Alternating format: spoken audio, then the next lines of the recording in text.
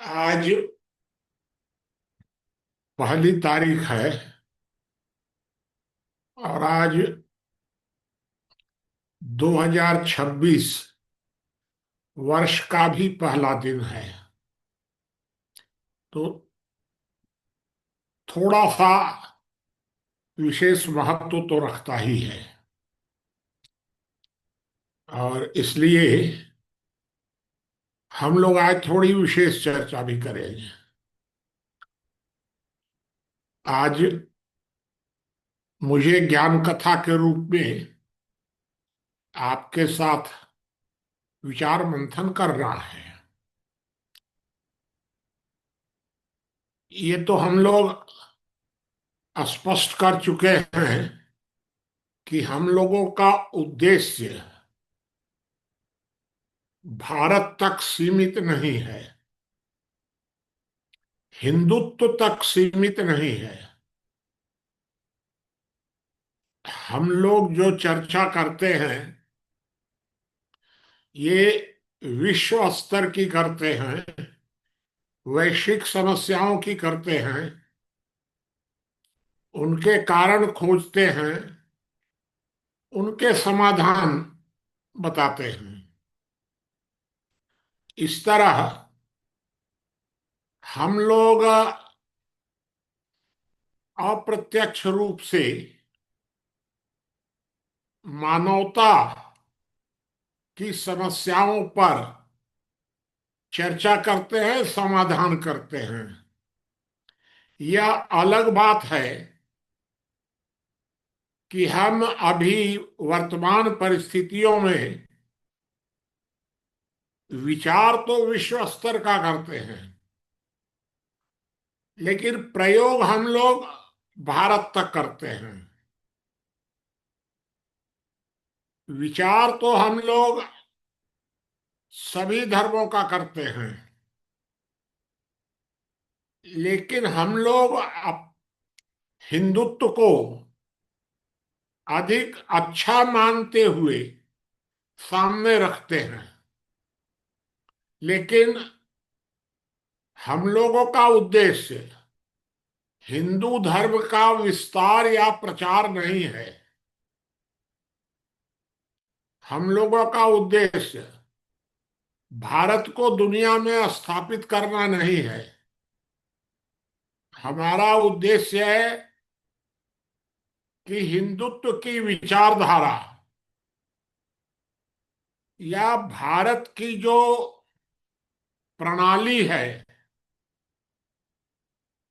वह विशेषता, जो भारत की विशेषता है, हिंदुत्व की विचारधारा है, उसका उपयोग किया जाए। यह बात कई बार साफ हुई है कि सारी दुनिया ठीक दिशा में नहीं जा रही है। दुनिया भर के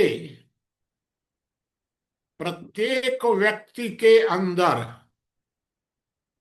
स्वार्थ और आक्रोश, ये दोनों बढ़ रहा है।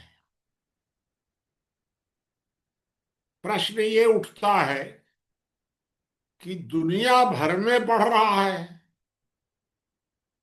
और भारत में भी बढ़ रहा है, हिंदुओं में भी बढ़ रहा है। क्या मनुष्य का के डीएनए में कोई बदलाव आ गया? क्या हम ऐसा कह सकते हैं कि प्राचीन समय के मनुष्य का डीएनए अलग था और आज का अलग है? या क्या कोई ईश्वरीय ऐसी गतिविधि हुई कि मनुष्य के स्वभाव में स्वार्थ और हिंसा का विस्तार हुआ? या क्या कोई प्राकृतिक बदलाव आ गया क्या? तो ऐसा दिखता है कि न कोई डीएनए में बदलाव हुआ है, न कोई प्राकृतिक बदलाव हुआ है, न कोई ईश्वर ने अपनी नीति बदली है। तो अगर ये तीनों बातें नहीं हैं तो मनुष्य के स्वभाव में हिंसा, आक्रोश, स्वार्थ, लालच, इसका विस्तार क्यों हुआ? स्पष्ट है कि कहीं न कहीं अगर व्यक्ति के स्वभाव में बदलाव हुआ है तो हमारी व्यवस्था में कोई न कोई गड़बड़ी हुई है। तानाशाही में यथा राजा तथा प्रजा होता है। तानाशाही में। लेकिन लोकतंत्र में तो ऐसा नहीं होता है। लोकतंत्र में तो यथा प्रजा तथा राजा होता है। तो फिर जो व्यवस्था में गड़बड़ी आई, इस व्यवस्था में गड़बड़ी कहां से शुरू हुई? क्योंकि इस व्यवस्था में गड़बड़ी किसी एक व्यक्ति के कारण नहीं हुई, बल्कि व्यक्तियों के अंदर बुराइयां पैदा हुई व्यवस्था के कारण। तो कारण है हमारी व्यवस्था और समाधान हम खोज रहे हैं व्यक्तियों में। जब व्यक्ति कोई शासक है ही नहीं, एक सिस्टम है शासक, और उस सिस्टम से हम लोग सब लोग चल रहे हैं। तो अगर हमारे अंदर किसी तरह की बुराई आती है तो उसका दोष सिस्टम का माना जाएगा, व्यक्ति का नहीं। हमारे सभी धर्मगुरु, चाहे अन्ना हजारे हों या रामदेव हों या आचार्य श्री राम शर्मा हों या अन्य कोई भी हो वर्तमान में, सब लोग व्यक्तियों के स्वभाव में बदलाव से समाधान करना चाहते हैं। मैं इसके विरुद्ध नहीं हूं। व्यक्तियों के स्वभाव में भी बदलाव होना चाहिए, लेकिन वह बदलाव धर्म का काम है, व्यवस्था का काम नहीं है। धर्म कोई व्यवस्था नहीं है। धर्म व्यक्ति के हृदय परिवर्तन का कार्य करता है। जरूर कहीं न कहीं गलती हो रही है कि हम लोग धर्म को व्यवस्था का स्वरूप मान ले रहे हैं। तो गलती हो रही है व्यवस्था में। अब प्रश्न उठता है कि व्यवस्थाएं कितने प्रकार की हैं। तो वैसे तो व्यवस्थाएं जो मनुष्य पर प्रभाव डालती हैं, उसमें हम लोग तीन व्यवस्थाओं को प्रमुख मानते हैं। एक है राज्य व्यवस्था, जिसको हम कहते हैं तंत्र। एक है संवैधानिक व्यवस्था, एक है सामाजिक व्यवस्था। अब ये तीनों व्यवस्थाएं मिलकर व्यक्ति की समस्याओं को दूर करती हैं, और इन तीनों व्यवस्थाओं का व्यक्ति के आचरण पर प्रभाव पड़ता है, उसकी सोच पर इन तीनों का प्रभाव पड़ेगा। अब हुआ क्या? तो एक व्यवस्था, राज्य व्यवस्था, जिसको हम सरकार कहते हैं, तंत्र कहते हैं, जो भी कहते हैं उसको हम, तो राज्य व्यवस्था ने समाज व्यवस्था को पूरी तरह निष्क्रिय कर दिया।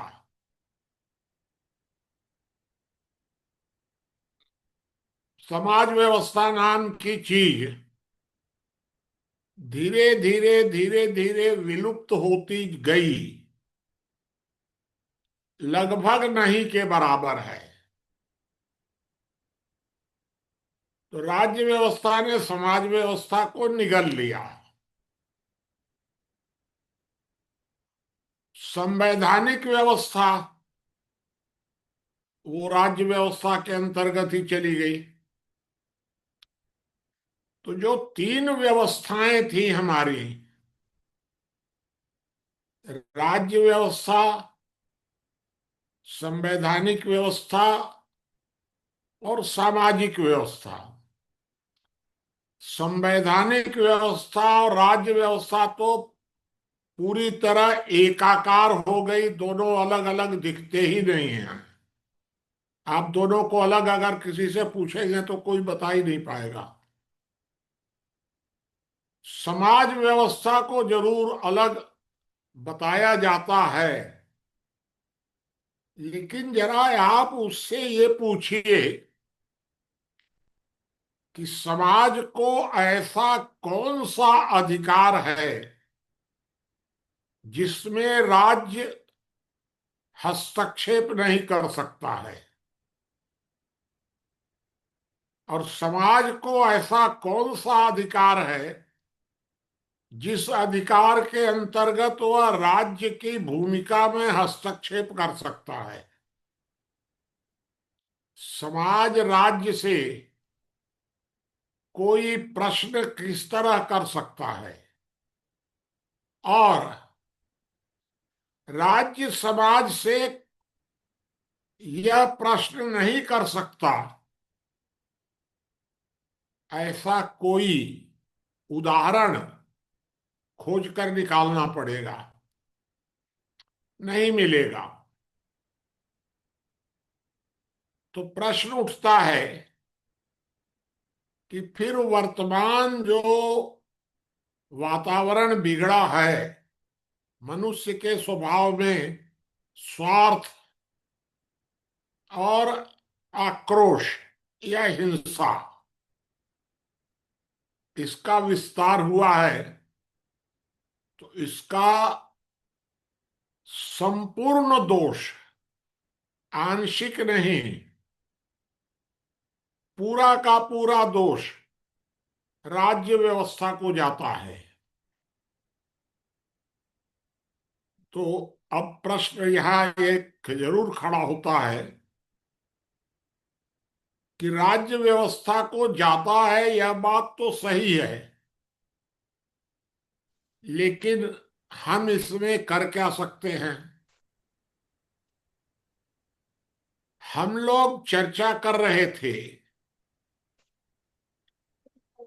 कि राज्य, राष्ट्र और समाज, इन तीनों में क्या फर्क है, तीनों के अलग अलग अधिकार क्या हो सकते हैं।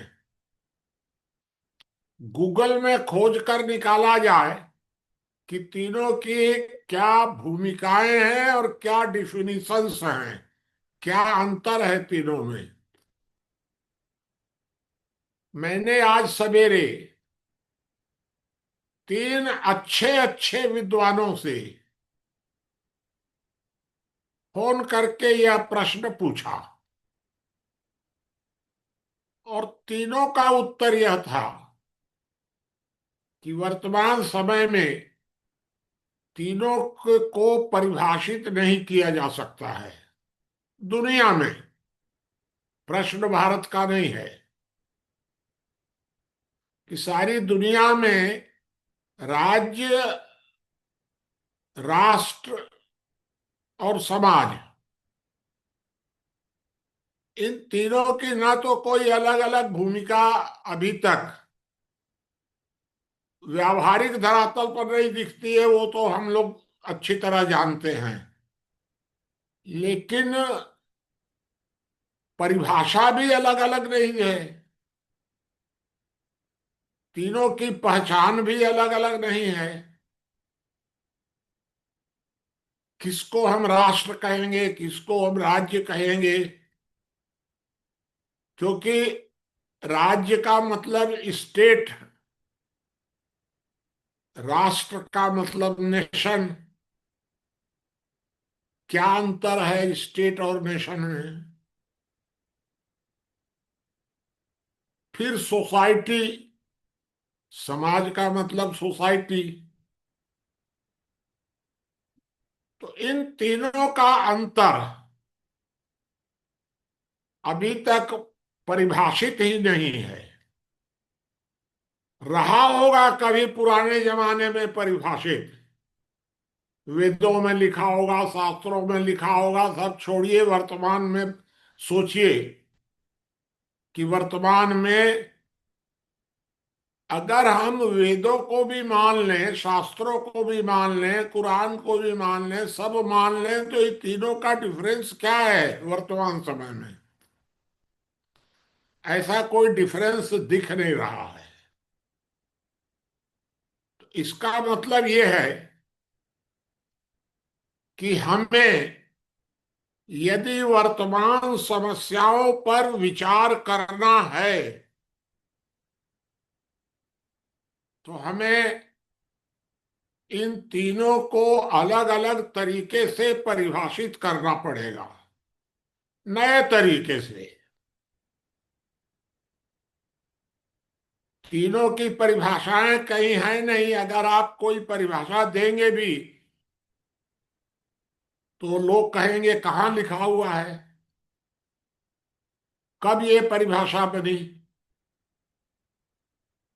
कहीं ना लिखा हुआ है, ना कोई परिभाषा बनी है।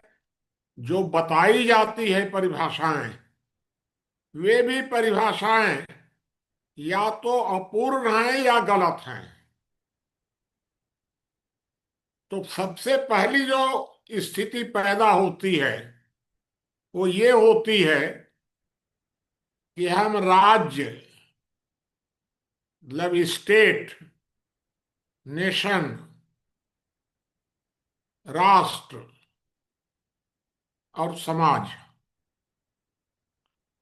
इन तीनों को अलग अलग परिभाषित करें, अलग अलग इनकी पहचान बनावें, अलग अलग इनकी कार्य प्रणाली तय करें।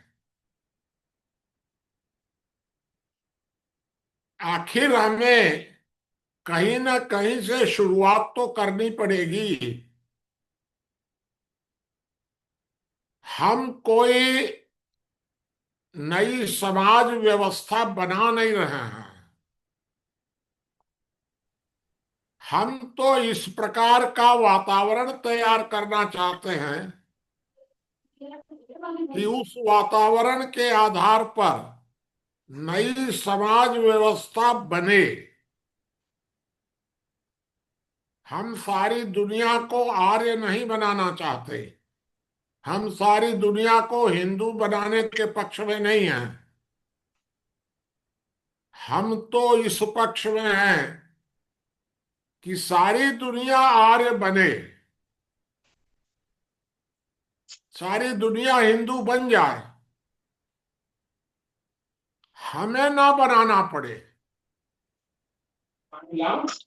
दुर्भाग्य ये हो रहा है कि हम लोग लोगों को बनाना चाहते हैं। हम हम नीता तुम्हारा नीता तुम्हारा बंद करो माइक। तो हम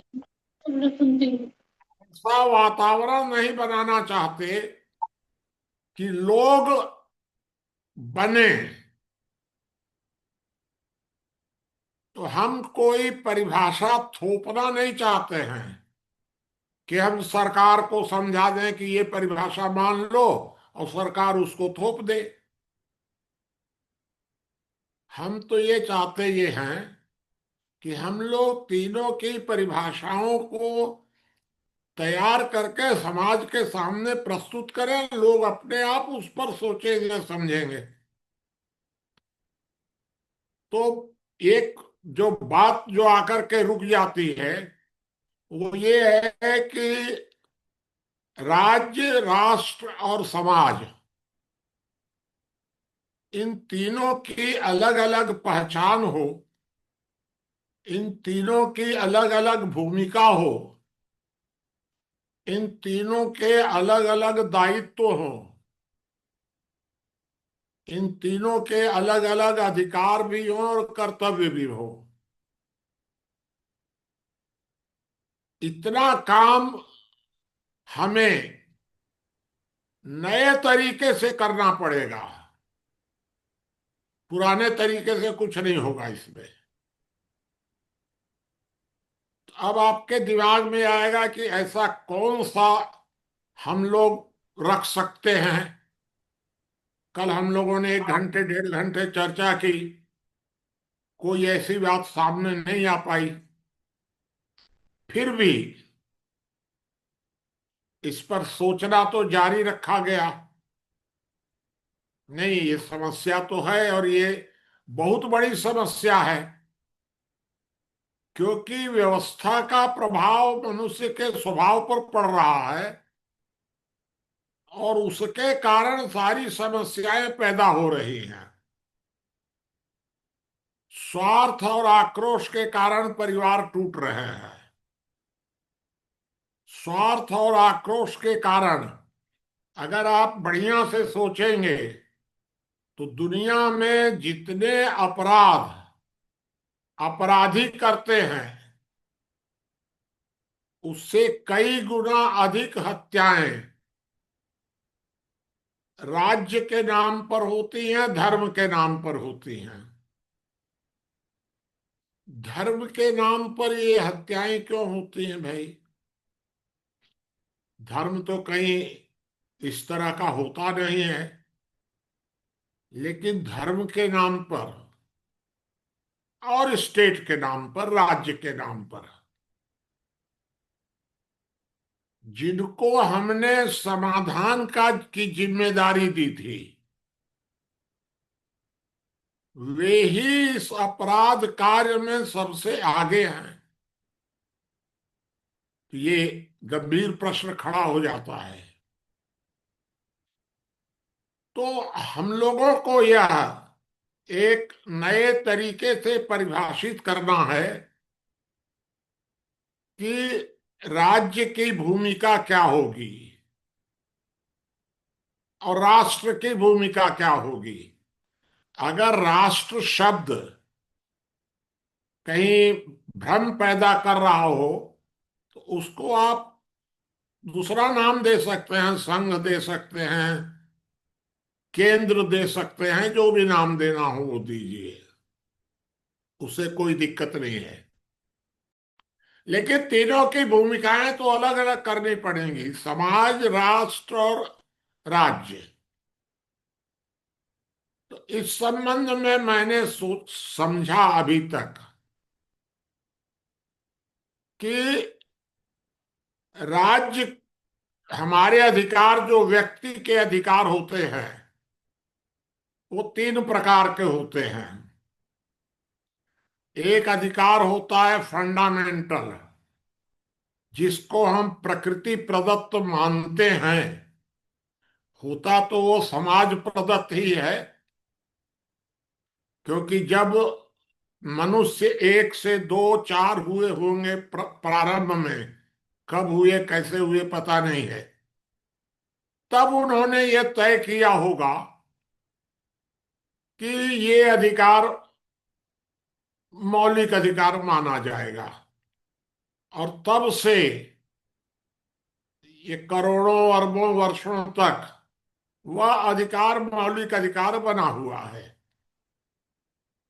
तो उसको हम लोगों ने प्रकृति प्रदत्त कहना शुरू कर दिया। एक है मौलिक अधिकार, एक है संवैधानिक अधिकार। सब संवैधानिक अधिकार हमें कोई देता नहीं है। संवैधानिक अधिकार तो हम व्यवस्था को देते हैं। तो एक हुआ मौलिक अधिकार, एक हुआ संवैधानिक अधिकार, और एक हुआ सामाजिक अधिकार। ये तीन तरह के हमारे अधिकार होते हैं। फिर हमारी भूमिका भी दो तरह की होती है। एक भूमिका होती है कि हम व्यक्ति होते हैं, और एक भूमिका हो जाती है कि हम नागरिक हो जाते हैं। 90%, 99% लोगों में व्यक्ति और नागरिक दोनों भूमिकाएं होती हैं। लेकिन 1-2% ऐसे भी लोग हैं कि जिनकी भूमिका केवल व्यक्ति की हो सकती है, वो नागरिक न हो। यह भी एक बात पैदा होती है। तो इस तरह सारी बातों पर विचार करने के बाद मैं व्यक्तिगत रूप से ये प्रस्ताव रख रहा हूं कि एक भौगोलिक सीमा, उसी को हम राज्य भी मान लें और उसी को राष्ट्र भी मान लें, उसी को हम समाज भी मान लें। एक भौगोलिक सीमा, जो सीमाएं अभी बनी हुई हैं, पाकिस्तान, बांग्लादेश, भारत, अफगानिस्तान, श्रीलंका, बने हुए हैं, बने हुए हैं। तो हम तीनों को मान लें, सबको, कि भाई पाकिस्तान एक राष्ट्र भी है, एक राज्य भी है, समाज भी है। तीनों भूमिकाएं मान लें, कोई समस्या उससे बहुत बड़ी आने वाली नहीं है। या अगर हम इसको न माने तो कोई समाधान भी होने वाला नहीं है इससे। तो हम लोग एक भौगोलिक सीमा को मान लें तीनों। अब मानने के बाद तीनों की भूमिकाएं क्या होंगी? तो हमारे अधिकार तीन प्रकार के हैं: फंडामेंटल, कॉन्स्टिट्यूशनल, सोशल। तीन प्रकार के अधिकार हैं। हमारे फंडामेंटल राइट जो होंगे, मौलिक अधिकार, प्रकृति प्रदत्त अधिकार, उन सबके सुरक्षा की गारंटी राज्य की होगी।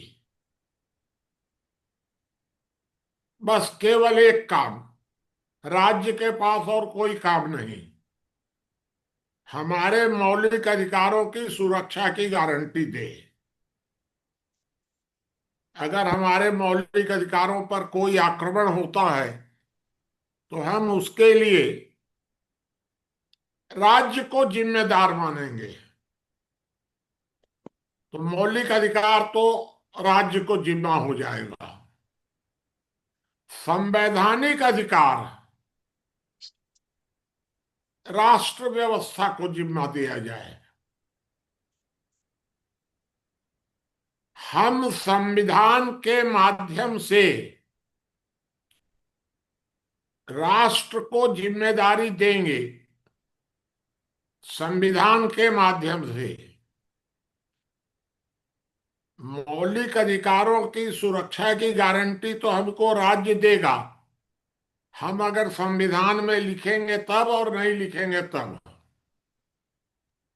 लेकिन राष्ट्र हमें संवैधानिक अधिकारों के सुरक्षा की गारंटी देगा।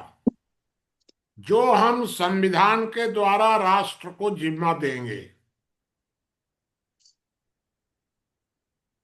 और जो सामाजिक अधिकार हमारे होंगे, वो सामाजिक अधिकारों की सुरक्षा की जिम्मेदारी समाज लेगा। ये तीनों प्रकार के अधिकार अगर हम बांट कर इन तीनों इकाइयों में दे दें, तो ये विवाद कम हो सकता है या सुलझ सकता है। तीनों की अपनी अपनी सीमाएं होंगी। तीनों एक दूसरे के कार्य में दखल नहीं देंगे। राज्य अपना काम करेगा, समाज अपना काम करेगा, राष्ट्र व्यवस्था अपना काम करेगी। तो तीनों को हम इस तरह जिम्मेदारियां बांट सकते हैं। अब एक बात आती है कि इनका स्ट्रक्चर कैसा होगा। हम राज्य कैसे बनाएंगे, राष्ट्र कैसे बनाएंगे, क्योंकि सबकी तो अपनी अपनी सरकार होगी। समाज किसको कहेंगे, इसके बारे में मेरा ये सुझाव है कि जिस तरह हम तंत्र बना रहे हैं वर्तमान में, वह तंत्र ही हमारा शासक होगा, राज्य होगा। न्यायपालिका, विधायिका, कार्यपालिका, ये तीनों मिलकर राज्य की भूमिका में आएंगे। हम जैसे लोकसभा चुनते हैं, उसी तरह लोकसभा चुनेंगे। लोकसभा के चुनाव के बाद उनकी फिर वो सरकार बनेगी। जो तरीका होगा वो सब होगा। राज्य की का निर्माण हम उसी तरीके से करेंगे जिस तरह वर्तमान में हो रहा है। राष्ट्र व्यवस्था का निर्माण हम दूसरे तरीके से करेंगे। अर्थात परिवार, व्यक्ति व्यक्ति मिलकर परिवार सभा बनाएंगे, परिवार मिलकर के ग्राम सभा बनाएंगे, ग्राम सभाएं मिलकर के जिला सभा बना सकती हैं, जिला सभाएं मिलकर प्रदेश सभा बना सकती हैं, और प्रदेश सभाएं मिलकर एक केंद्र सभा बना सकती हैं, और केंद्र सभा एक राष्ट्रीय सरकार बना सकती है। या तो हम केंद्र सभा को राष्ट्र मान लें, राष्ट्र व्यवस्था, या उसके द्वारा बनाई गई सरकार को मान लें। इस तरह एक जो हम लोगों ने सरकार बना दी,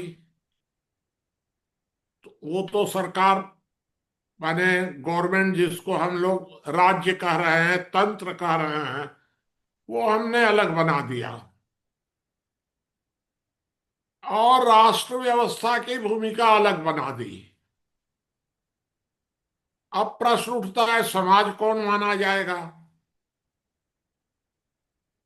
तो परिवार, गांव, जिला, इनकी जो सभाएं होंगी, ये मिलकर एक राष्ट्र सभा बना तो देंगी, लेकिन इनका अपना अस्तित्व अलग बना रहेगा। परिवार का अपना संविधान होगा, गांव का अपना संविधान होगा, प्रदेश का अपना संविधान होगा, केंद्र का भी हम बना सकते हैं अलग, या दोनों को एक कर सकते हैं, जैसा करना होगा वहां। ये समाज के अंग माने जाएंगे। तो ये समाज प्रत्येक व्यक्ति के सामाजिक अधिकारों की पूर्ति, ये सामाजिक संस्थाएं करेंगी। सामाजिक संस्था मतलब परिवार, गांव, ये व्यक्ति के सामाजिक व्यवस्था करेंगी। इन्हें बहिष्कार करने का दंड अधिकार होगा, दंड देने का अधिकार नहीं होगा। न सामाजिक व्यवस्था दंड दे सकती है, न राष्ट्रीय व्यवस्था दंड दे सकती है। दंड तो देगा तो वो राज्य व्यवस्था, लेकिन राष्ट्रीय व्यवस्था संविधान के अंतर्गत दंड दे सकती है। राष्ट्रीय व्यवस्था, परिवार व्यवस्था नहीं। तो इस तरह हम परिवार, समाज और माने समाज, राष्ट्र और राज्य, तीनों की भूमिकाएं अलग अलग कर सकते हैं। परिवार तो चलेगा आपसी सहमति से। अब दिक्कत ये पैदा होती है कि वर्तमान समय में अगर सरकार से कोई सवाल करना हो तो जन विद्रोह के अलावा कोई आपके पास मार्ग नहीं है। अभी नेपाल में यही हुआ, बांग्लादेश में हुआ, ईरान में शुरू हुआ है। भारत में भी अगर कोई बदलाव करना हो, भाई उनके पास क्या है? राज्य के पास सेना है, पुलिस है, संविधान भी उन्होंने अपने पास ले लिया है, तो सब कुछ उसके पास है। अब अगर उस पर हमको कोई प्रश्न उठाना हो तो प्रश्न उठाने के लिए हमको हिंसक या अहिंसक क्रांति के अतिरिक्त कोई उपाय नहीं है। हम विचित्र मालिक हैं कि हम अपने मैनेजर से प्रश्न भी नहीं कर सकते, मैनेजर को हटा भी नहीं सकते हैं, बदल भी नहीं सकते हैं। सारी शक्ति उसी के पास है। यह एक बहुत बड़ी समस्या है हमारे सामने। तो जब हम इन तीनों को अलग अलग कर देंगे, राज्य, राष्ट्र और समाज, तो राज्य के पास सेना, पुलिस, कानून, ये सब तो बचेगा। लेकिन राज्य अब कस्टोडियन की भूमिका में नहीं रहेगा, मैनेजर की भूमिका में आ जाएगा। अभी राज्य के पास समाज की भी सारी शक्ति है और राष्ट्र व्यवस्था की भी सारी शक्ति है राज्य के पास। तो राज्य सर्वशक्तिमान हो गया है। उसकी शक्ति तीन जगह विभाजित हो जाएगी। सेना उसके पास रहेगी, पुलिस उसके पास रहेगी, संविधान उसके पास नहीं रहेगा। और अगर राज्य कहीं तानाशाही पर उतर जाए, तानाशाही पर उतरने का मतलब क्या है कि राज्य ने अगर चुनाव टाल दिए, कोई कर्फ्यू लगा दिया, मार्शल लॉ लगा दिया, कुछ कर दिया, सेना को सक्रिय कर दिया, तो हमारी सारी शक्ति एकजुट होकर राज्य से टकरा सकती है। उस समय राज्य मनमानी नहीं कर पाएगा, जो वर्तमान में कर सकता है, क्योंकि वर्तमान में उसके पास सारी शक्ति है। हम उस शक्ति को जो राज्य के पास है, उस शक्ति को ही विभाजित करना चाहते हैं। वर्तमान समय में राज्य ने जो संविधान को भी अपने हाथ में ले लिया, हम शुरुआत यहां से कर सकते हैं कि हम संविधान को उनके हाथ से स्वतंत्र कराएं। राज्य व्यवस्था और राष्ट्र व्यवस्था दोनों संविधान के आधार पर चलेंगी, दोनों ही।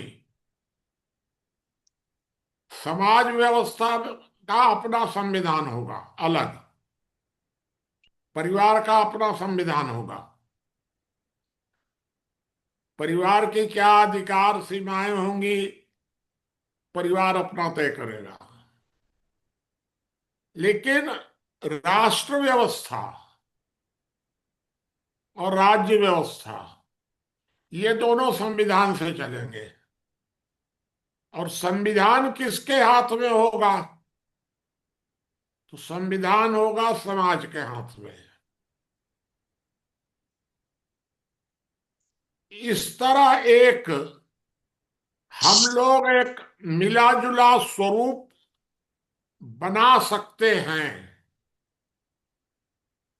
मैं मानता हूं कि ये तो मेरा एक प्रस्ताव है, निष्कर्ष नहीं है। तो मैं एक प्रस्ताव ये आप लोगों के सामने रख रहा हूं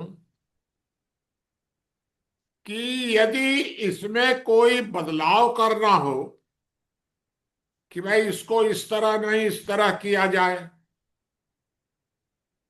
किया जा सकता है अभी तो, क्योंकि अभी तो हम लोगों ने इसको डिक्लेयर नहीं किया है।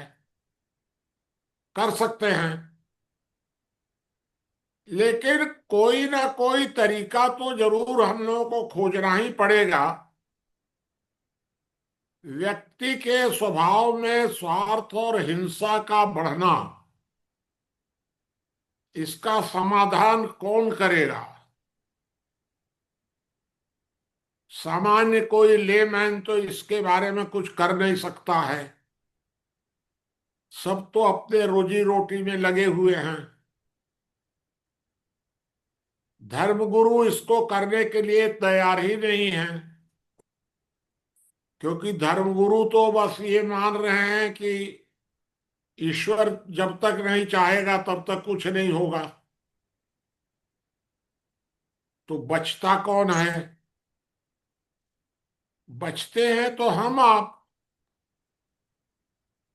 तो हम लोग इस विषय में गंभीरता से सोचे। अगर हम लोग इस विषय में कुछ सोचकर निष्कर्ष निकाल सकेंगे, वो निष्कर्ष क्या होगा वो मैं अभी नहीं बता पा रहा हूं, क्योंकि कल हम लोगों ने करीब पौने 2 घंटे चर्चा की, तो लीक पर बात नहीं आई कहीं। तब आज हम लोगों ने ये सोचा कि इस विषय पर कुछ हम लोग पहल करें। तो हम लोग इस विषय पर आज चर्चा करेंगे कि और क्या तरीका हो सकता है। अगर किसी के दिमाग में इस बात का कोई खाका हो कि वर्तमान समय में राज्य, समाज और राष्ट्र तीनों की इस प्रकार की परिभाषाएं हैं, दुनिया में कहीं भी हैं, और उनका इस तरीके से ढांचा है, तो उसका भी हम लोग अध्ययन कर सकते हैं। उसमें कोई आपत्ति नहीं है, क्योंकि अभी तो सब कुछ खुला हुआ है। ये आज के विषय पर मैंने आपके सामने करीब 50 मिनट में अपनी बात रखी है। आप इस संबंध में प्रश्न भी कर सकते हैं, बोल भी सकते हैं। पूरा समय है अपने पास। आप विषय को रख भी सकते हैं, उसमें कोई दिक्कत नहीं है। लेकिन हम लोगों को कुछ न कुछ सोचना तो पड़ेगा। आज नहीं सोच पूरा होगा, 2 महीने में, 4 महीने में होगा। कभी कोई ना कोई मार्ग तो निकालना हम ही लोगों को है। और इसके अलावा कोई और तरीका दिख नहीं रहा है कि समाज की समस्याओं का कुछ समाधान हो सके। क्योंकि राज्य की नीयत खराब हो गई है। ये सबसे बड़ी बात ये है। मेरा अपना अनुभव ये है कि अभी तक पिछले मेरी जानकारी में 2 लोगों ने राज्यसभा की का टिकट वापस किया। एक तो मैंने 1977 में वापस कर दिया था कि नहीं, मैं नहीं बनूंगा। एक अभी प्रणव पंड्या ने वापस किया। 2 लोगों ने वापस किया। लेकिन मुझे जानकारी है व्यक्तिगत रूप से कि कई अच्छे अच्छे साधु संत जो बहुत प्रतिष्ठित हैं समाज में, वे भी राज्यसभा जाने की बहुत चिंता करते हैं। तो आज राज्य के साथ जुड़ने के लिए धर्म गुरुओं तक में, और तो लोगों, व्यापारी लोगों में और सब में तो है ही, धर्म गुरुओं के अंदर भी इतना अधिक आकर्षण हो गया है कि ये एक समस्या बन गई है। कैसे ये धर्म गुरु समाज का मार्गदर्शन करेंगे, कैसे राज्य के खिलाफ जन जागरण करेंगे। क्योंकि उनको तो खुद ही राज्य से मोह पैदा हो गया है। ये सारी समस्याएं हैं। लेकिन मैं आपके सामने समस्याएं गिनाने के लिए नहीं बैठा हूं। ये समस्या है, ये समस्या है, ये समस्या है। समस्याएं तो सब लोग गिना सकते हैं। उसके कारण भी खोजे जा सकते हैं। लेकिन हम तो साथ साथ समाधान बताने की दिशा में आगे बढ़ना चाहते हैं कि इस समस्या का इस तरह के का समाधान हो सकता है। इतना कह करके मैं अपनी बात को अभी यहाँ रोक रहा हूं। अब आप इस बात को आगे बढ़ाइए, और कोई प्रश्न भी करना हो तो करिएगा खुल करके। कोई इसमें दिक्कत नहीं है किसी तरह की भी। चलिए अब आगे बढ़ाइए। बाकी के साथी बताएं।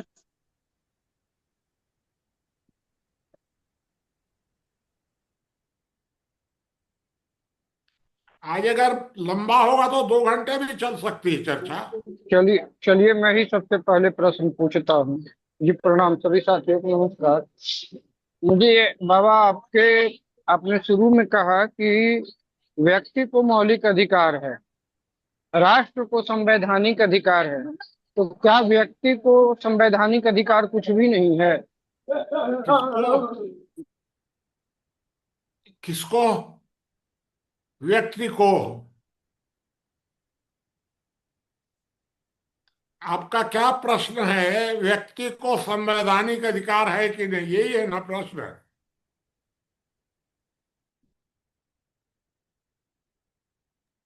यही मेरा प्रश्न है बाबा।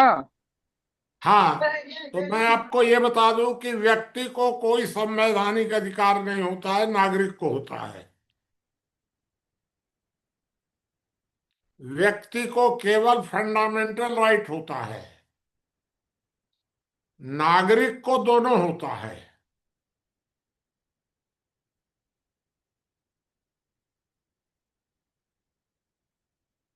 चलिए इस पर और प्रश्न करिएगा तो और क्लियर होगी बात।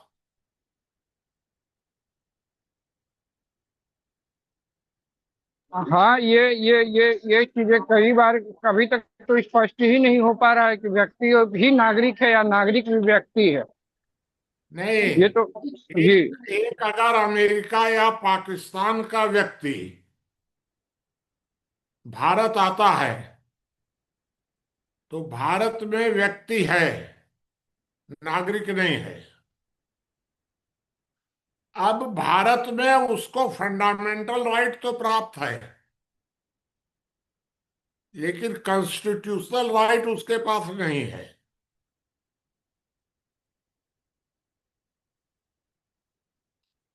जैसे अभी पाकिस्तान, मान लीजिए बांग्लादेश के घुसपैठिए आए हुए हैं, तो उन घुसपैठियों को मौलिक अधिकार प्राप्त है भारत में, कॉन्स्टिट्यूशनल नहीं है उनके पास।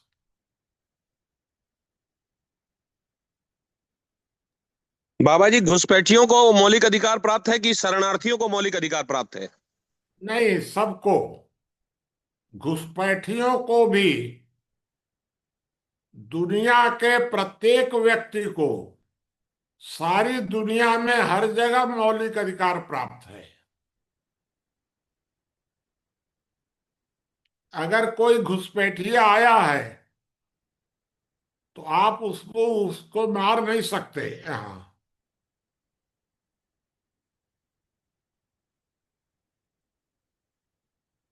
हमारी कंफ्यूजन है, लेकिन मैं आपसे व्यक्तिगत बात करके इसको दूर करूंगा। हाँ, दूर कर लेंगे हम लोग। बाबा जी, हाँ, मैं ये पूछ रहा था, जो राष्ट्र है और राज्य है दोनों संविधान के अनुसार कार्य करेंगे। संविधान समाज का होगा तो समाज का संविधान, संविधान का वो जो है प्रारूप कैसे बनेगा? संविधान के प्रारूप के लिए हम लोगों ने ये बनाया है ढांचा कि 3 इकाइयां मिलकर संविधान बनाएंगी। एक राष्ट्रपति, एक एक संविधान सभा, और दूसरा तंत्र। ये तीनों मिलकर सर्वसम्मति से, बहुमत से नहीं, सर्वसम्मति से संविधान बना सकते हैं। अगर तीनों में से किसी ने वीटो कर दिया तो जनमत संग्रह होगा। ये हम लोगों का प्रस्ताव है। राष्ट्रपति और तंत्र और संविधान सभा। हाँ बताइए, पवनजय जी कुछ बोलना चाह रहे हैं। हाँ बाबा, नमस्कार। हाँ बताइए। बाबा देखिए, ऐसा है कि जो दवा बिके वही दवा बेचनी चाहिए, उसी चीज की जरूरत होती है। हम चर्चा के द्वारा हमारा बौद्धिक स्तर तो बढ़ता है, लेकिन किसी भी व्यक्ति की यह इच्छा नहीं होती है कि या वह जानता नहीं है कि मैं बुद्धिमान नहीं। हर व्यक्ति यह समझता है कि मैं काफी बुद्धिमान हूँ, और वह जो है इस दवा को खरीदना नहीं चाहता है। लेकिन यदि वह चर्चा में सम्मिलित होता है और अपने विपरीत विचारधारा को सुनता है तो उसका बौद्धिक स्तर बढ़ जाता है अपने आप ही। वह इस बात को चाहे समझे या न समझे, लेकिन यह खरीदने बेचने या देने लेने वाली जैसी चीज है नहीं।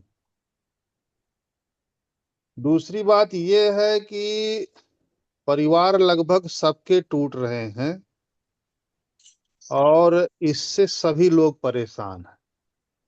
समाज में असुरक्षा की भावना सबसे अधिक है और लगभग लोग असुरक्षित हैं वो चाहे ताकत का या सामाजिकता की हर तरीके से कमजोरी बढ़ रही है, क्योंकि समाज की जो व्यवस्था थी वह टूट चुकी है।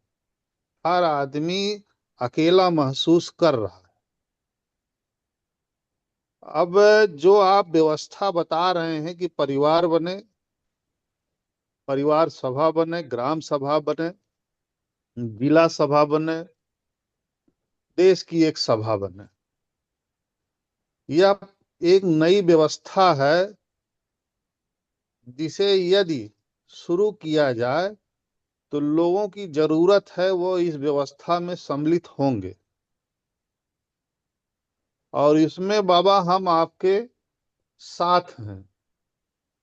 इस काम के लिए आपके साथ हम हैं। हमें यह लॉजिक, यह बात शुरू से ही मैं कहता आया हूं, यह मुझे समझ में आता है और यह पसंद है कि ऐसी व्यवस्था बननी चाहिए।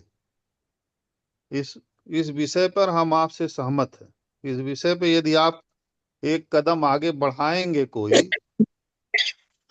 तो उस पे हम चलेंगे।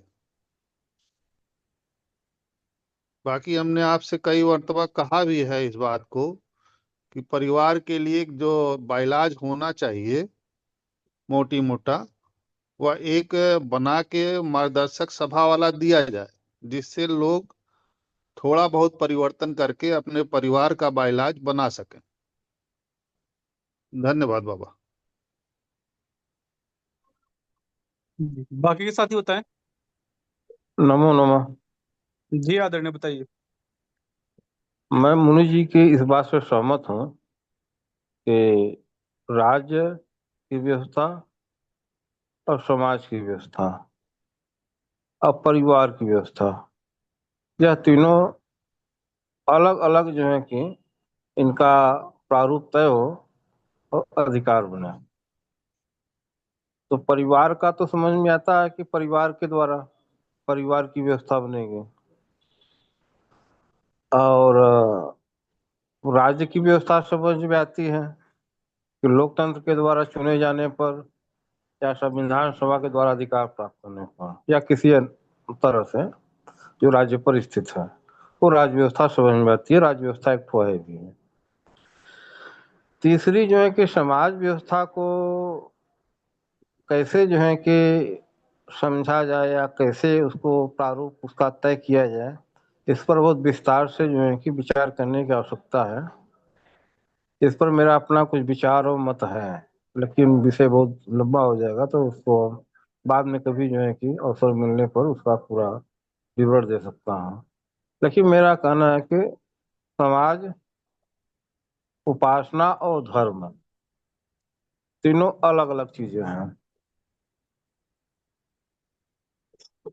धर्म का किस ढंग से समाज है संबंध, वो अलग विषय है। उपासना एक अलग विषय हो जाता है।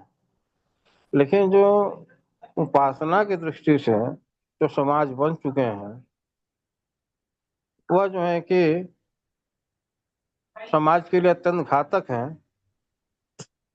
बिना इसको कंडीशन में लिए जो है कि हम समाज व्यवस्था के प्रारूप को तय नहीं कर सकते। तो जो उपासना को लेकर के और धर्म को लेकर के जो समाज बना है या पंथ बना है, इसको कैसे समाज से व्यवस्था से अलग किया जाए और समाज का प्रारूप कैसे तय हो, इस पर विचार लंबा होना चाहिए। इसी के साथ में बात समाप्त करता हूँ। धन्यवाद। नहीं नहीं, धर्म जो है ये धर्म तो व्यवस्था का भाग ही नहीं है। धर्म तो केवल हृदय परिवर्तन करता है। व्यवस्था जो होती है, व्यवस्था का अनुशासन होता है, व्यवस्था का संगठन होता है। धर्म का संगठन तो होता नहीं है। धर्म तो गुणवाचक है। तो धर्म केवल हृदय परिवर्तन करता है बस। तो धर्म को आप व्यवस्था का अंग मत मानिए। नहीं, मैं मान नहीं व्यवस्था रहा के हूँ। मैं मान नहीं व्यवस्था रहा के हूँ, अंग, है। हम मैंने तीन बताए हैं व्यवस्था के अंग। हाँ, हाँ। एक है राज्य, एक है राष्ट्र, एक है समाज। धर्म को व्यवस्था का अंग मैं नहीं माना हूं। मेरा कहना यह नहीं है, बाबा जी लेकिन जो समाज के विषय वर्तमान बता में है दीजिए। उसको अलग करने की बात कर रहा हूँ। हाँ, जब समाज के हाँ, विषय ठीक सामने है आ ना। जाएंगे ना बाबा ठीक जी, है, चलिए। हाँ, समाज के विषय जब सामने आ जाएंगे ना, तब ये बात स्पष्ट हो जाएगी कि समाज जब संविधान बनाएगा, समाज का संविधान अपना होगा, तो समाज के संविधान में कौन से विषय होंगे। मैं सोचता हूं, जैसे मैंने अब तक सुना है ज्ञान कथाओं में, कि शराब, जुआ, वेश्यावृत्ति और मतलब सब सब अनैतिक, बहुत से हैं ये। हाँ, ऐसे विषय जो है ब्लैक समाज, इस विषय तस्करी, में हाँ। समाज, विवाह की आयु वगैरह, ये समाज के विषय होंगे। हाँ, ये या तो ये समाज के होंगे या राष्ट्र सभा के होंगे, राज्य के नहीं होंगे। अगर समाज संविधान के माध्यम से जितना खुद कर सके, मान लीजिए कि समाज ये महसूस करता है कि हेरोइन बंद होनी चाहिए, तो समाज यह कार्य राष्ट्र सभा को जिम्मा दे सकता है संविधान के माध्यम से। यह कार्य राष्ट्र सभा करेगी, राज्य को नहीं।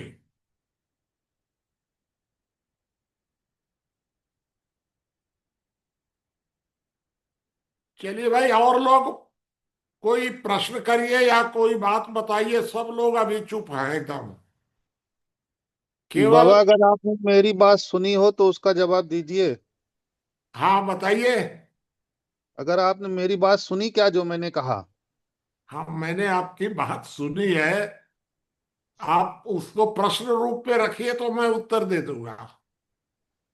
मैं ये कह रहा हूँ बाबा, कि ये जो व्यवस्था बनेगी परिवार सभा की, ग्राम सभा की, जिला सभा की, यह बहुत अच्छी बात है। यह ऐसी चीज है कि जैसे भूत है तो वो एक ही आदमी को परेशान करता है, और जब 10 लोग इकट्ठा हो जाते हैं तो भूत खुद ही भाग जाता है।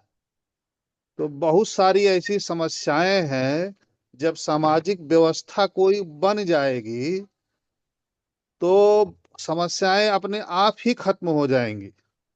लेकिन ठीक कोई है। सामाजिक व्यवस्था बने तो हाँ, परिवार का तो बन रही परिवार है। का आज परिवार जो का आप कह एक। रहे हैं बने तो, हाँ। मैं आपको कह रहा हूं कि बन रही है। क्योंकि साल भर पहले, 1.5 साल पहले, हम लोग के गंभीर चर्चा करने वालों की संख्या बहुत कम थी। आप एक अनुभव करिएगा कि संजय ताती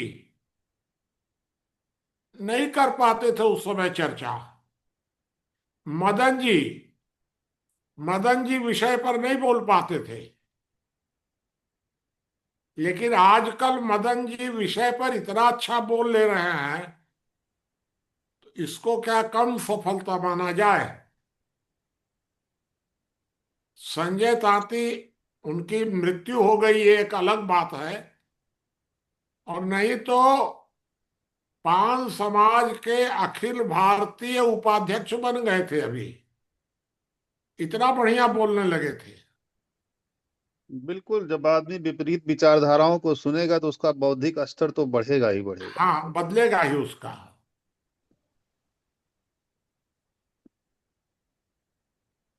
तो परिवार का जो है बाइलाज बाबा जो है, सर्कुलर कर बनवाइए उसका। बनेगा, बनेगा। चलिए, और कोई कुछ? अभी तो पवनजय जी, वैद्यराज जी और पाठक जी, तीन ही लोग कुछ बोले हैं। हेलो। हाँ, जी बताइए। महोदय।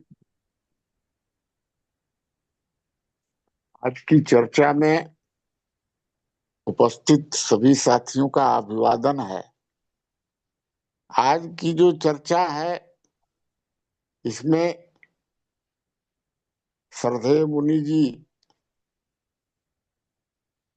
अपनी बात को रखे हैं कि राष्ट्र है, राज्य है और समाज है। इन विषयों पर आज जो है वो अपना मंतव्य हम लोगों के सामने रखे हैं और हमारी भी विचार जो है तो उनके सामने रखी जा रही है। तो जहां तक हम राज्य को देखते हैं तो राज्य राज्य कहने पर बहुत सा भ्रम हो जाता है कि कहीं भारत देश को ही तो नहीं राज्य कहा जा रहा है, कि कहीं जो प्रदेश के रूप में 28 राज्य हैं उनको तो नहीं राज्य कहा जा रहा है।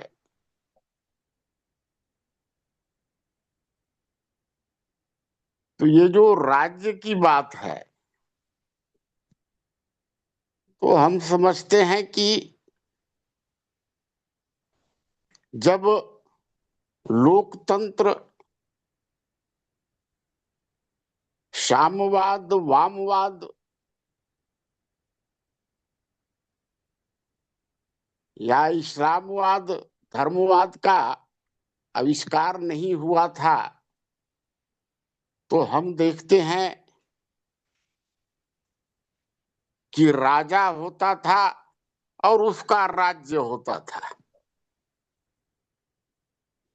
और जो एक सीमा के अंदर का राजा होता था और राजा का ही राज्य होता था, उसी का अनुशासन शासन चलता था, जो राजा कहता था वो संविधान होता था। राजा स्वयं जो है सैनिकों का मुख्य सेनापति होता था और साथ में उनके सिपा सलार सेनापति होते थे। जब किसी प्रकार का उस पर आक्रमण होता था तो वो सीमा की सुरक्षा करता था या अन्य राज्यों पर अधिकार करने का प्रयास करता था। बाकी कार्य जो है वो सारा समाज करता था और राजा के पास कुछ विचारकों की एक टोली रहती थी जो मार्गदर्शन करती थी और उसी के अनुसार व्यवस्था चलता था। और जब राजा जो है कुछ राज्यों को अगर वो अपने अंदर ऑक्युपाई कर लेता था तो कुछ वो महाराजा हो जाता था, और जब वह अश्वमेध यज्ञ करता था और अश्व को छोड़ करके और जो पूरे राष्ट्र देश का एक राजा बन जाता था तब उसको वो कौन राजा ध्यान में अभी नहीं आ रहा है तो उसको कहते थे। तो ये जो राज्य का जो मतलब होता है वो अभी के हिसाब से हम सीधा समझेंगे कि वो सरकार होता है जो पब्लिक के द्वारा जो चुना जाता है, विधायिका कार्यपालिका और न्यायपालिका, इसको हम आज के हिसाब से राज्य कहते हैं। जो आज राज्य के बाद जो व्यवस्था बदली है, जो लोकतंत्र आई है या साम्यवाद आया है या जहां जहां भी धर्मतंत्र में इस्लाम आया है, तो इस व्यवस्था में जो है राज्य एक सरकार के रूप में जो ये लोकतंत्र में जो ये तीनों व्यवस्थापिका, कार्यपालिका और न्यायपालिका की जो व्यवस्था है, इसको हम सरकार कहेंगे या राज्य कहते हैं। और आज की व्यवस्था में जो है, राज्य को पूर्व के अनुसार लुप्त होकर के इस लोकतंत्र में राष्ट्र या देश ले लिया है, और बाकी समाज तो हर एक व्यवस्था में था, चाहे वह लोकतंत्र हो, चाहे साम्यवाद हो, या धर्मतंत्र हो, या पूर्व की जो राजशाही व्यवस्था थी उसमें हो। अब आज जो है, जिस प्रकार की समाज में परिस्थिति हो गई है, अपने स्वार्थ को पूर्ति करने के लिए असत्य को सत्य के समान प्रचार करना,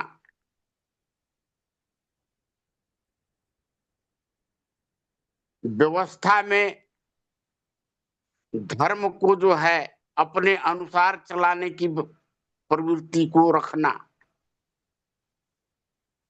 तो ये जब ये सारी जो कुरीति है, ये समाज के कार्य को जो सरकार है वो अपने अंदर ले लिया है या उस पर कब्जा कर लिया है, जिसके चलते कि आज समाज में कुरीति और विकृति आई है।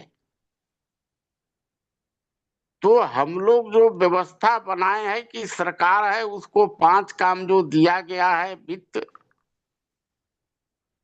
सेना, सीमा की रक्षा करना, विदेश और पुलिस, ये जो है उसके अंदर उसको अपना सीमित रहना चाहिए। बाकी जितने भी समाज का जो कार्य में आ जाता है, धर्म का कार्य भी है, वो सामाजिक कार्य में भी आ जाएगा, आर्थिक कार्य है, दार्शनिक कार्य है विचार करने का। चलिए ये ठीक है। सारी जो सामाजिक व्यवस्था को चलाने का काम है, ये समाज के अंदर आ जाता है।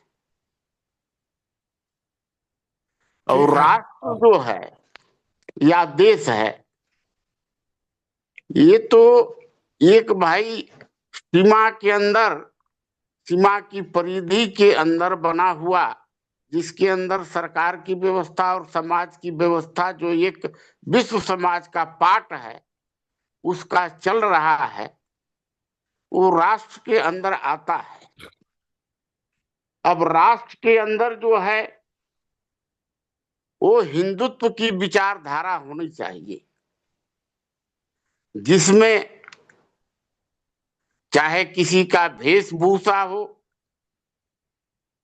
चाहे उसका भोजन करने का जो भी तरीका हो, या उसका भजन कीर्तन करने की जो भी तरीका हो, या उसकी रहन सहन खान पान जो भी है, उस पर किसी प्रकार का कोई जो है डिस्टरबेंस, घूमने फिरने का उसका तरीका हो, उसके धार्मिक स्थलों का भ्रमण करने का तरीका हो, इन सब में किसी प्रकार का कोई थोड़ा डिस्टरबेंस। शॉर्ट करिएगा, अभी अभी बहुत लोग बचे हैं। जी जी जी जी, उसमें किसी प्रकार का कोई डिस्टरबेंस नहीं होना चाहिए। ये सामाजिक व्यवस्था होनी चाहिए। तो इस प्रकार से हमने अपनी समझ के अनुसार अपनी बात को रखा है। बाकी साथी अभी और बचे हुए हैं, वो अपनी बात को रखे ताकि विषय जो है और स्पष्ट हो सके। बहुत बहुत धन्यवाद। जी देखिए, बाकी का बातचीत में बात करते हैं। जी मैंने बाबा जी। दो तीन बातें मुख्य रूप से रखी हैं। एक, राष्ट्र और राज्य। राज्य मतलब प्रदेश नहीं, राज्य माने केंद्र सरकार। तो राष्ट्र राज्य दोनों को हम एक ही भौगोलिक सीमा में मान रहे हैं। मेरा प्रस्ताव है कि राष्ट्र और राज्य एक ही भौगोलिक सीमा हम मान लें। एक मतलब राष्ट्र को हम, जो बताया जाता है कि एक तरह की रहन सहन हो, एक तरह की भाषा हो, क्या क्या बताया जाता है, मैं सबको रिजेक्ट करके और ये बता रहा हूं कि राष्ट्र और राज्य दोनों एक ही भौगोलिक सीमा को मान ले। एक। दूसरा, मैंने ये कहा है कि राज्य के अधिकार और दायित्व सुरक्षा और न्याय तक सीमित हो, बाकी सारे कार्य राष्ट्र सभा करे। सब कार्य, वही कार्य जो उनको परिवार दे, वही कार्य वो, क्योंकि संविधान के अनुसार ही कर पाएंगे वो। संविधान जितना जिम्मा देगा उतना वो करे।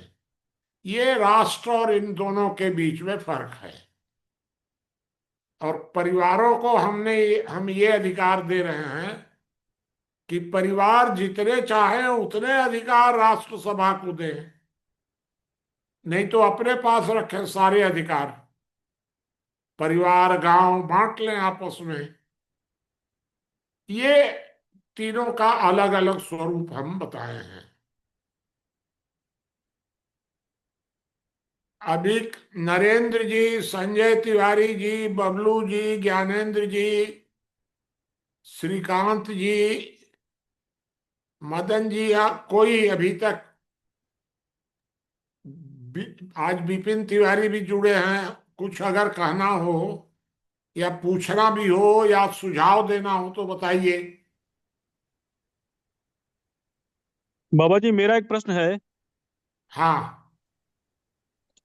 राष्ट्र और राज्य दोनों को तो हम जो है एक मान सकते हैं, एक भौगोलिक क्षेत्र के आधार पर जो है एक इकाई मान सकते हैं। लेकिन फिर देश क्या होगा? क्या देश, राज्य और राष्ट्र तीनों एक ही माने जाएं?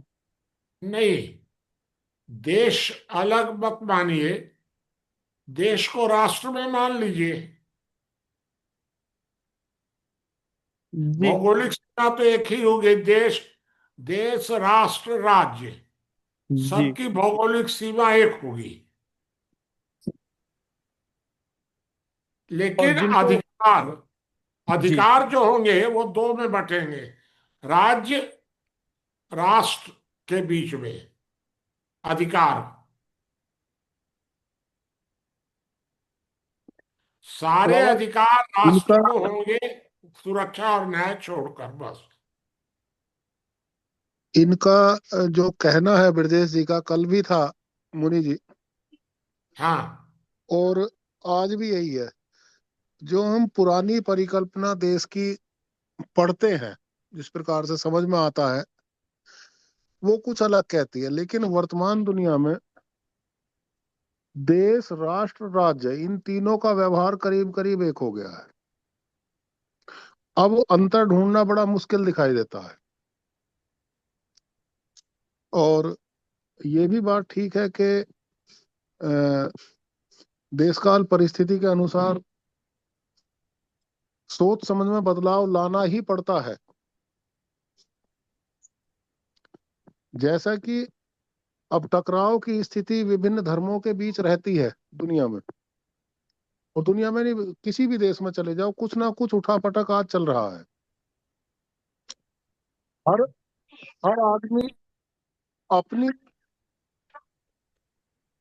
हर आदमी जो अपनी धर्म संस्कृति है उसके प्रति समर्पित भी दिखाई देता है, और निश्चित रूप से उसमें उसे उतने गुण भी दिखाई देते हैं कि उसकी वो आलोचना नहीं करता नहीं है। लेकिन हर एक के पास अपने अपने दृष्टिकोण है अपने आप को सर्वोच्च साबित करने के। फिर भी आलोचना के कुछ बिंदु रह जाते हैं जब न्याय की कसौटियों पर इन्हें कसने की कोशिश करते हैं।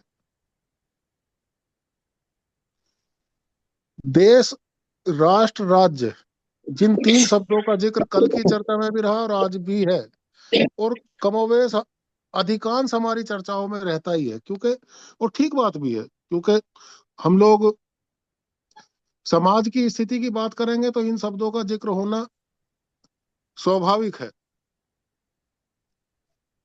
अब वर्तमान दुनिया में ऐसा नहीं कहा जा सकता है कि देश की परिकल्पना कुछ और थी, ठीक रही होगी 1000 साल पहले, 2000 साल पहले होगी, लेकिन वर्तमान परिस्थिति में कल भी यह जिक्र था,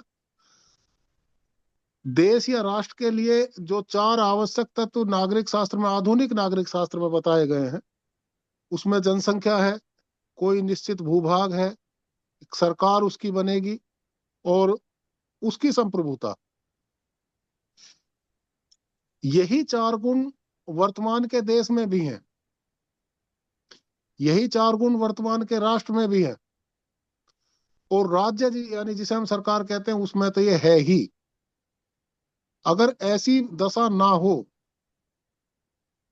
तो फिर स्वतः ही उसका अस्तित्व समाप्त हो जाएगा, क्योंकि संयुक्त राष्ट्र संघ एक प्रकार से आधुनिक दुनिया में वैश्विक समाज का नेतृत्व करता है, ऐसा साबित किया जाता है, लेकिन सच ये है कि उसका कोई अस्तित्व भी ऐसा महत्वपूर्ण नहीं है कि जिसके बगैर दुनिया की व्यवस्था रुक जाएगी। दुनिया के लोगों को जहां लड़ाई लड़नी है वो लड़ रहा है संयुक्त राष्ट्र के होने के बावजूद, और जहां शांति से रहना वहां रह रहे हैं तो उसके होने के बावजूद। तो इस समय ये तीनों जो शब्द हैं, ये राज्य की जो परिकल्पना की गई है उसकी सेवा शर्तों को एक प्रकार से पूरा करते हैं। इन तीनों को बराबर मान लेना मुश्किल नहीं है, और अगर देश को, राष्ट्र को अलग प्रकार से डिफाइन करने की कोशिश करी जाएगी तो इसमें शुरू में मुश्किल उतनी ही रहेंगी जिस प्रकार से अभी हम धर्म के गुण प्रधान रूप की चर्चा करते हैं और संगठन प्रधान रूप की चर्चा करते हैं। ये शायद कुछ ही लोगों के बीच का मसला रह जाएगा। तो एक बात बताइए, जी मान लीजिए हम लोग राष्ट्र शब्द को छोड़ दें, जी, संघ लिखना शुरू कर दें, तो भी कोई बुराई नहीं है, क्योंकि एक प्रतीक है, किसी व्यवस्था को साबित अगर करने के लिए एक प्रतीक भरे, और क्या दिक्कत आ जाएगी उसमें, कुछ नहीं। जैसे जैसे एक बात समझिए कि हम लोगों को लगा कि ब्राह्मण शब्द को ज्यादा पॉपुलर करने में बड़ी दिक्कत आ रही आई, तो हम लोगों ने मार्गदर्शक कर दिया। हाँ, जाति सूचक वो साबित होने लगा तो मार्गदर्शक कर दिया, उसमें क्या बुराई आ गई। तो हम लोग राष्ट्र शब्द को कोष्टक में कर दें, जी, संघ को मेन कर दें, तो संघ मेरा, सभा। मैं आपकी बात से सहमत हूँ मुनि जी, और मैं इतना ही कह रहा हूँ कि ये लेकिन व्यवस्था जैसा के प्रतीक भर है। जैसी सबकी राय होगी भविष्य में, जी फरवरी में आएंगे ही, जी, तो बैठ करके अगर ये विचार होगा कि संघ सभा उसको कहा जाए, संघ सभा कह सकते हैं हम लोग, हाँ, लेकिन वो तो कोई समीक्षा दिक्कत नहीं आलोचना आएगी सभी उसमें। मामलों पर होगी, उसमें कोई बात नहीं। नहीं बाबा जी, जब संयुक्त राष्ट्र संघ बनेगा, वो राष्ट्र संघ शब्द उपयोग किया जा रहा है संयुक्त राष्ट्र संघ में, तो अब राष्ट्र वहां तो देशों का ही संघ है, संयुक्त राष्ट्र संघ। हाँ, संयुक्त राष्ट्र जो बनेगा, तो राष्ट्र वहां देश देश से ही तो परिचित हो रहा है। हाँ, देश से ही। अब उसमें संयुक्त राष्ट्र संघ में तो जाएगी तो हमारी एक तरह से सरकार ही जाएगी, मतलब राज्य जाएगा। संयुक्त राष्ट्र संघ में कैसे होगा भविष्य में, अभी अभी इस बारे में कहना बहुत कठिन है। बाबा जी, जो यूनाइटेड नेशंस है वहां पर नेशंस वर्ड का यूज किया जाता है, राष्ट्र शब्द तो है ही नहीं। आप राष्ट्र को संघ कर दीजिए तो फिर नेशन का अर्थ आप बदल करके संघ कर दीजिए या राष्ट्र कर दीजिए, वो ट्रांसलेशन का ही फर्क है, उससे ज्यादा प्रभाव पड़ेगा नहीं। राष्ट्र शब्द केवल भारत में प्रयोग होता है, दुनिया में कहीं नहीं होता।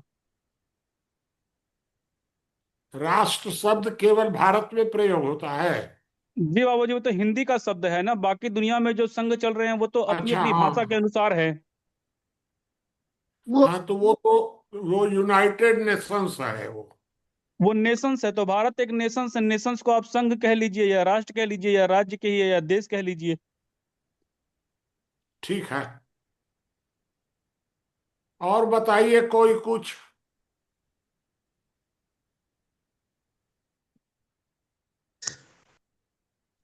बाबा जी फिर संयुक्त राष्ट्र संघ हिंदी में लिखाता है तो वह राष्ट्र नहीं है।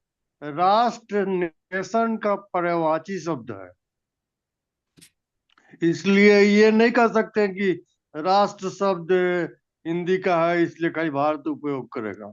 नहीं, वो जर्मनी, जापान, फ्रांस, अमेरिका दुनिया में कहीं कोई देश प्रयोग नहीं करता। ट्रांसलेशन आप वाटर का पानी करिए, नीर करिए, जल नेशन तो करिए। अपने को कहता है ना। तो मैं कह रहा हूँ आप नेशन शब्द का प्रयोग नेशन करिए ना। कहता है। रुकिए तो ब्रजेश जी, जी बाबा जी। रुकिए। हाँ, रुकिए आप। चलिए बाबा और जी लोग मेरा बताइए। प्रश्न है। मैं मैं ये कह रहा हूँ हाँ। कि इंडिया जो है रिपब्लिक है और वो रिपब्लिक ऑफ स्टेट्स है, राज्यों का संघ है। और इसी का राज्यों का ही सभा का नाम है राज्यसभा। वो राज्यों से उसमें चुन करके लोग जाते हैं स्टेट असेंबली से। तो स्टेट कहना भारत को, नेशन को कम करके नहीं आंकना है। उसको स्टेट हम कैसे कह सकते हैं जब वो रिपब्लिक ऑफ स्टेट है। तो ठीक है। इस तरह तो उसका चलिए उसका और लोग बताइए। उसको कम करके रखना हुआ ना। जो मैं हेलो। प्रस्ताव दिया हूं उस पर चर्चा करिए ना। जी हेलो। बताइए हाँ, आदरणीय। उसी पर बोल रहा हूँ, उसी पर बोल रहा हूँ, उसी हाँ। पर बोल रहा हूँ। तो हाँ बताइए। त्रिस्तरीय व्यवस्था के अंतर्गत आपका कहना यह है कि पावर मिले परिवार को, पावर मिले सोसाइटी को। तो अभी तो सोसाइटी का परिभाषा ही नहीं है।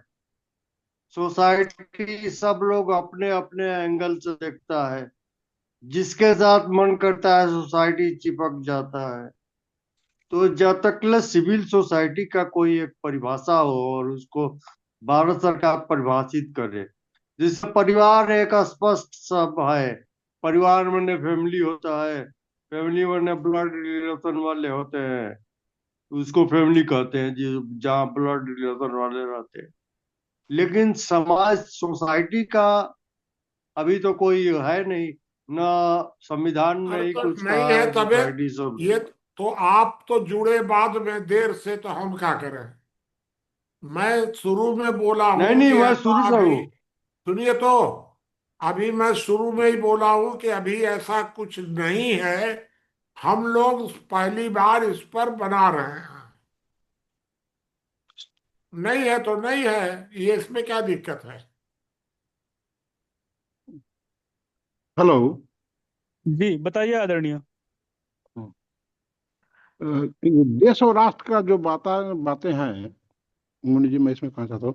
ये देश जो है ये भौगोलिक एक सीमा होता है, राजनीतिक इकाई का जो क्षेत्र होता है उसको देश माना जाता है। और राष्ट्र जो है वो सांस्कृतिक और भाषाई समानता के आधार पर उसको राष्ट्र कहा जाता है। तो इस दृष्टि से भी यदि हम देखते हैं तो भारत जो है राष्ट्र के स्तर पर कहीं बैठता नहीं है, क्योंकि न तो यहाँ सांस्कृतिक एक है न भाषा एक है। तो इस दृष्टि से भी भारत राष्ट्र तो कहीं बैठता नहीं है वो परिभाषा के अनुसार। बाकी संयुक्त ठीक राष्ट्र है। अमेरिका में जो बात है, संयुक्त राष्ट्र अमेरिका की जो बातें हैं, तो वहाँ वो कुछ देशों का या कंट्रियों का समूह है उनका, इसलिए यूएसए बोलते हैं, यूनाइटेड स्टेट ऑफ अमेरिका। और जो भारत के राज्य हैं वो राज्य नहीं करके जैसे स्टेट बोले या राज्य बोले, तो वो एक उनके क्षेत्र इकाई है। संविधान में कहाँ त्रुटि हुआ है ये तो हम लोग आगे चर्चा में देखेंगे, तो हमें इतना ध्यान नहीं है। क्योंकि जो राज्य जिनको हम लोग कहते हैं, तो भारत ही राज्य है। ये छत्तीसगढ़, मध्य प्रदेश, उत्तर प्रदेश, बिहार, बंगाल, ये राज्य तो नहीं है, ये एक क्षेत्र विशेष है। इनको राज्य कैसे नाम दिए हैं, संविधान में किस दृष्टिकोण के तहत दिया गया, हमें तो इस चीज का ध्यान नहीं है, होना तो नहीं चाहिए। तो धन्यवाद। ये जो छत्तीसगढ़ वगैरह जो हैं ये प्रदेश हैं, इनको राज्य मानना ही गलत है सब। जी जी। राज्य एक है केंद्र सरकार। जी हाँ।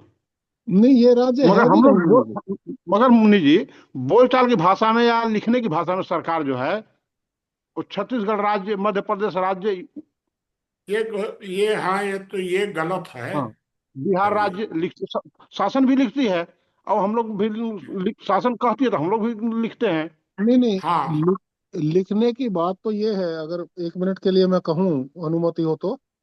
जी हाँ, जी हाँ। ब्रजेश जी, आप ही कर रहे हैं ना संचालन? जी बताइए आदरणीय। मैं ये कह रहा हूँ कि सरकार लिखने की जहां तक बात है, जितने भी राज्य कर्मचारी हैं सर, केंद्र के या प्रदेशों के, उनके वाहनों पर आप देख लीजिएगा कि वो, अगर जिला अधिकारी है या कोई भी है, उसका निजी वाहन है तो उत्तर प्रदेश सरकार लिख देगा, केंद्र सरकार लिख देगा, सब सब सरकार लिखते हैं, उससे कम कोई नहीं नहीं लिखना नहीं, ही नहीं सरकार, चाहता। उसमें सरकार लिखने की बात मैं नहीं कर रहा था, मैं ये बोल रहा था जो भाई, बिहार हम राज्य लोग लिखते हैं, तो जो हम बिहार लोग तो राज्य लिखते हैं प्रदेश उसकी बातें हो सरकार रही ही हैं। खत्म कर दिए। हम लोग अब जो, मैं जो प्रस्ताव रखा हूं उसमें प्रदेश सरकार नाम की कोई चीज नहीं है। जैसे सरकार का छत्तीसगढ़, मतलब केंद्र सरकार और संघ जी सरकार, जी जी। दो जैसे सरकारें झारखंड, होंगी। देखिए, मैं जो प्रस्ताव दिया हूं उसमें सरकार दो होंगी, एक केंद्र सरकार और एक संघ सरकार या राष्ट्र सरकार। प्रदेश सरकार नहीं होगी। बाबा जी, हमको कुछ कहना था हाँ, कि जिस प्रकार से त्रिस्तरीय व्यवस्था की बात हो रही है कि राज्य के अधीन मौलिक अधिकार या फंडामेंटल राइट, राष्ट्र के अधीन संवैधानिक राइट्स और समाज के अधीन सामाजिक राइट्स, सोशल राइट्स, तो जो राष्ट्र शब्द को लेकर चर्चा हो रही थी, इस राष्ट्र के स्थान पर यदि हम अमेरिका की कॉपी करें और संयुक्त राज्य संघ कर लें, तब क्या अनुचित रहेगा? ये आपसे अनुरोध था थोड़ा इस पर। संयुक्त राज्य संघ। नहीं, तो वो तो अभी प्रस्ताव नरेंद्र जी से बात हो रही थी कि हम लोग इसको संघ कर दें, राष्ट्र के जगह। संघ सभा। हाँ, संघ सभा कर दें, कर सकते हैं, उसमें कोई दिक्कत नहीं है विशेष। लेकिन संघ सरकार अलग होगी और केंद्र सरकार अलग होगी।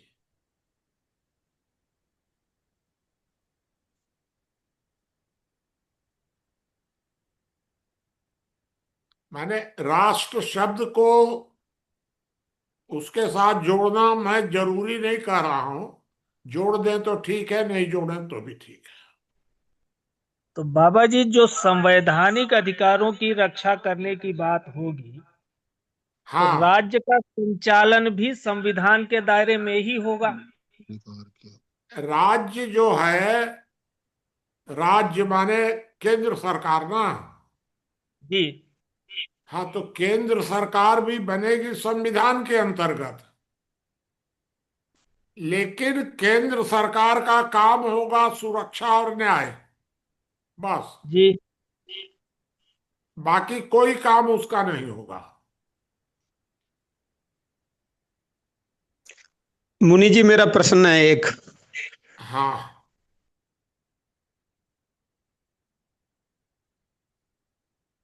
प्रश्न बताइए। ये है, जी प्रश्न यह है कि मतलब महात्मा गांधी जी को हम राष्ट्रपिता कहते हैं, भारत के नेताओं ने उनको मतलब राष्ट्रपिता घोषित करा, तो क्या भारत हमारा एक राष्ट्र नहीं है?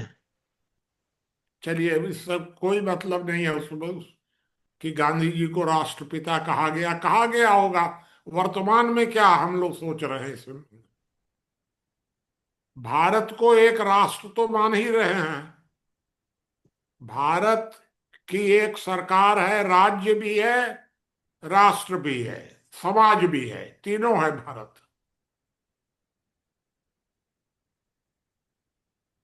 विपिन जी कुछ कह रहे हैं। ज्ञानेंद्र जी कुछ कह रहे हैं। जी बताइए ज्ञानेंद्र जी।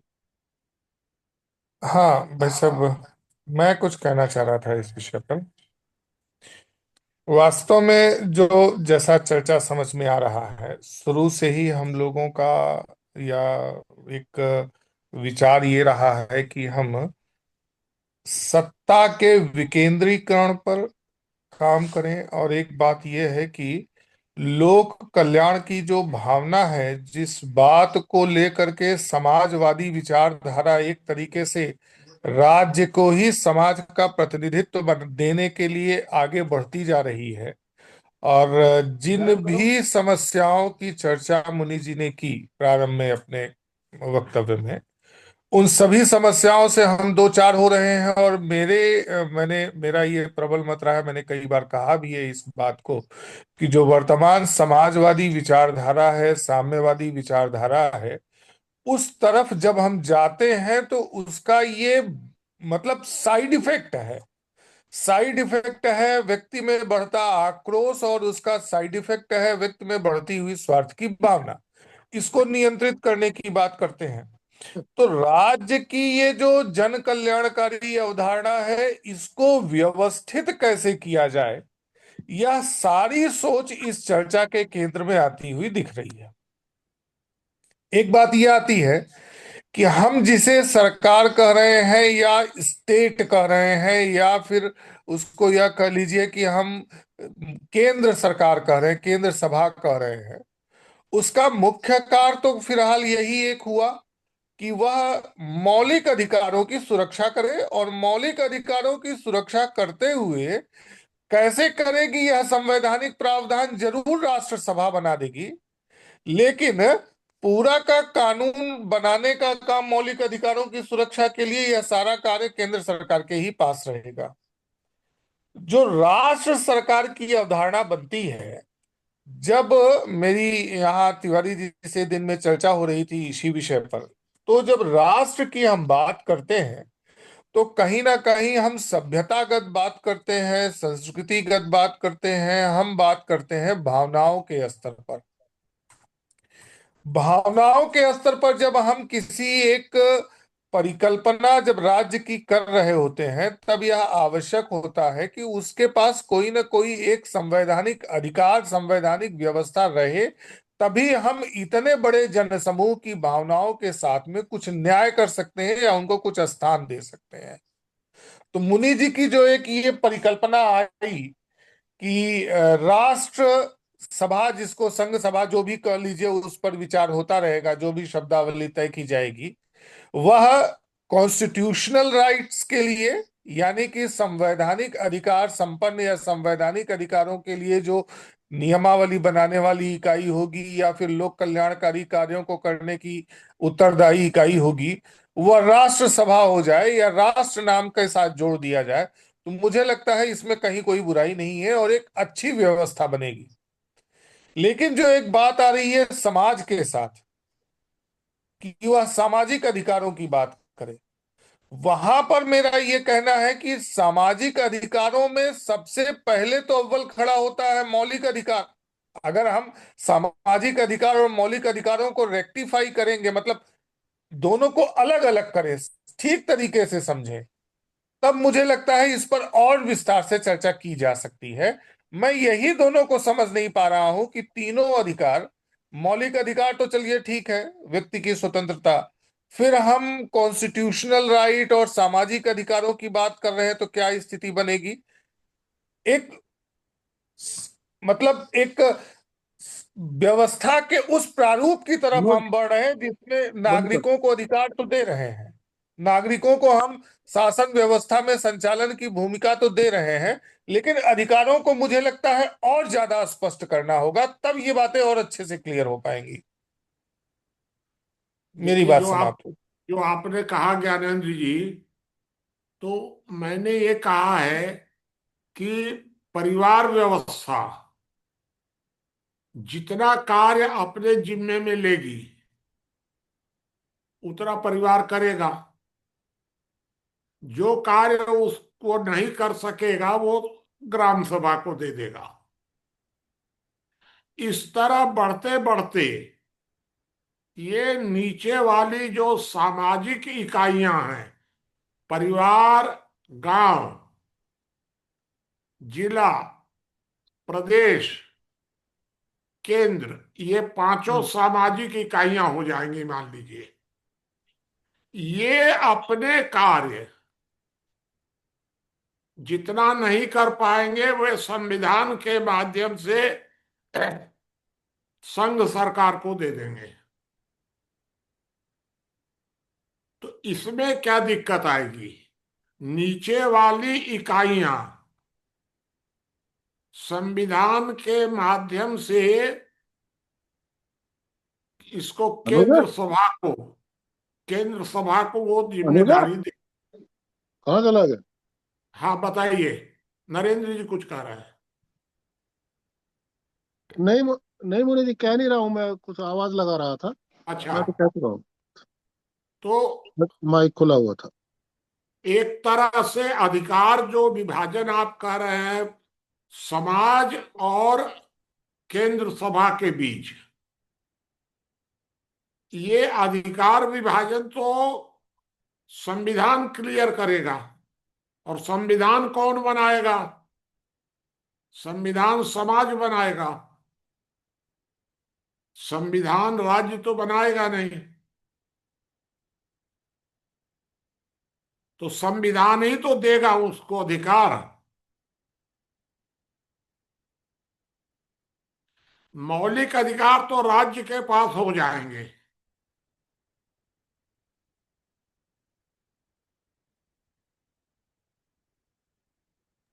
और निचली इकाइयां जब चाहे तब अधिकार वापस भी ले लेंगी, ये भी प्रावधान रहेगा संविधान के माध्यम से। हाँ, नीचे की जो इकाइयां हैं वे इकाइयां केंद्र सभा या राष्ट्र सभा जो होगी या राष्ट्र सरकार जो होगी उसको निचली इकाइयां अधिकार देंगी संविधान के माध्यम से। देखिए, ये बदलाव जिसका जो जिक्र हो रहा था अभी, इन्होंने भाई साहब ने किया, आहूजा जी ने, वो प्रक्रिया अपने आप आ जाएगी। इस जिस काल्पनिक व्यवस्था की हम बात कर रहे हैं, एक प्रकार का जो संस्थान का हाइपोथेसिस है, उसमें निश्चित रूप से जब, क्योंकि संविधान सभा बनाएगा कौन? संविधान सभा बनाएगी भारत की परिवार व्यवस्था, परिवार सभा। बनाते बनाते वो जाएगी वहां तक। जो बनाने वाला है उसका ढांचा ही जब इस प्रकार डेवलप हो जाएगा कि वो जब चाहेगा राष्ट्र सरकार का या राष्ट्र सभा का सुधार का प्रस्ताव लाने का केवल अधिकार ही सबसे निचली इकाई को बचेगा, जैसे कि हम कल्पना कर रहे हैं। तो फिर तो शक्ति केंद्रीकरण का जो अस्तित्व है वो, या धारणा है, वही समाप्त हो जाएगी जो समझ में आता है अभी तक। बाकी तो जैसा ये प्रारूप कभी बनेगा उसके आधार पर ही कोई बात कही जा सकेगी, या समझ करके ये जब वो बात प्रैक्टिकल जो में आप आएगा। कह रहे हैं, जो आप कह रहे हैं वही मेरी मेरी सोच भी यही है। हाँ,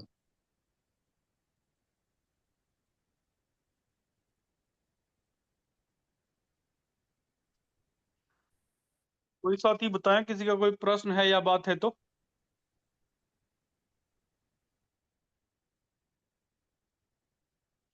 कोई प्रश्न या कोई बोलना चाहे तो बताइए, 5-10 मिनट और बढ़ाया जा सकता है।